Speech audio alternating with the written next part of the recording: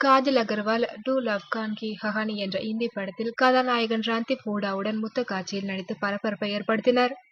தமிழ் படங்களில் இதுபோன்ற காட்சிகளில் நடிக்க அவர் மறுத்து வந்தார். படுக்கை அறை காட்சிகள் மற்றும் அரைகுறை உடை காட்சிகளில் நடிப்பதையும் தவிர்த்தார்.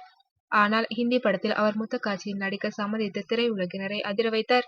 இந்த முத்த காட்சி படங்கள் இணையதளங்கள் மற்றும் வாட்ஸ்அப்களிலும் பரவியது. இது குறித்து படத்தின் இயக்குனர் தீபக் திர்ஷாரி கூறுகையில், கதைக்கு முத்த காட்சி தேவைப்பட்டதால் காஜல் அகர்வாலிடம் வற்புறுத்தி நடிக்க வைத்தோம் என்றார். காஜல் அகர்வாலும் இந்தி பட மார்க்கெட்டை பிடிப்பதற்காக இந்த முத்த காட்சியில் நடிக்க சம்மதித்தார். படம் திரைக்கு வந்து முத்த காட்சிக்கு ரசிகர்கள் அளிக்கும் ஆதரவை பார்க்க காஜல் அகர்வால் ஆர்வமாக இருந்தார். ஆனால் தணிக்கை குழுவினர் கெடுபிடியால் அவரது ஆசை நிர்மூலமாகிவிட்டது. படத்தை தணிக்கை குழுவினர் பார்த்து காஜல் அகர்வாலின் முத்த காட்சி ஆபாசமாக இருப்பதாக எதிர்ப்பு தெரிவித்தனர்.